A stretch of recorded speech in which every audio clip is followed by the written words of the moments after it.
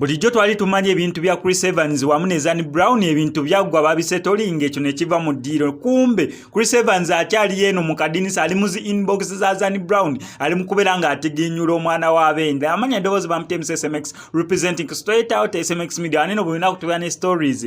Buli ssaawa buli lunaku story wejjira ffe tugikolera. Stories zaffe zibeera nnyimpi ddakiika 3-4 ate nga stories zaffe sooka zikonvatinga nga tetunabeera nga tuzi-uploadinga ku YouTube so that gwe abeera alaba story zaffe data out agenda nnyo compared to other stories on other YouTube channels. Mbadde nkyakugamba Chris Evans bannange musajja wattu lavo embonyeza.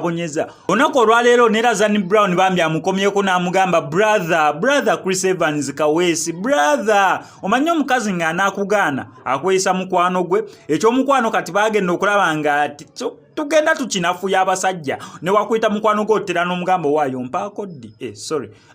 kati abakyala ne bayiga gundi endala teeka endala kati agamba brother kati onotandika otya okusaba muganda wo omuntu wemenako olugendo olwedde oli akuyise brother kati bambi Chris Evans akedde leero ku makya musajja wattu omukwano gumutta laavu emuluma n'apostinga this is how we look in quarantine ateeka ya Zanny Brown akaana ndowooza Zanny Brown bwe buno bwana bayita bukyudduleni ebyayi bye Kampala bigambirawo wansi mu comment kano nkalya n'obugumba n'emmeketa kano ka Rolex ne utateekamu nnyanya mbisi nkalya agayaye gali Kampala naye munange bambi Chris Evans oluvannyuma lw'okubeera ng'ateekayo ka post ke bambi Zanny Brown agenze n'akagwako ka post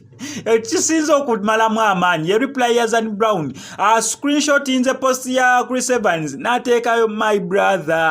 brother what is this again ate bino biddiddemu ki ensonga twali twazisortinga dda nakugamba Chris Evans oli muganda wange ntwalanga muganda wange mwene ndongo awo no Zanny Brown yali yeegobako Chris Evans naye Chris Evans musajja wattu bambi ng'alemeddeko naye bambi akedde mugamba my brother what is this again Zanny Brown yeewuunya ate Chris Evans kyekikutengudde emmeme mu quarantine eno ate okukomyawo ensonga ezo twali twakiriyalingedde ensonga zitwali twamala naye takikolangako yabakuba Chris Evans ejjinja kamazima Zanny Brown akaana kali beautiful kakyudduleni kano gamazima kali beautiful konako okatunuulira nga tonna kyakakolera neera Chris Evans musajja wange kusaasidde obeera ekyo kyoyitamu nga wente wenkifiiringa oli kubuzibwa akaana kakuyita brother gwokana kasukayo jjinja okana teekayo za application ko kakuyita brother musajja wange teeka mu kyonna ky'osobola okugira ffe wano ku SMX media tugenda sigala tukusabira Chris Evans ffe tukwagaliza wini oveeyo ne Zanny Brown kubanga gamazima si kaaki Zanny Brown kokaliika amanya eddoboozi sigadinze mu SMX obeera wagadde story yange gyenkoze kankusaba subscribing olakinga ate commenting wano ku SMX media SMX I sign out.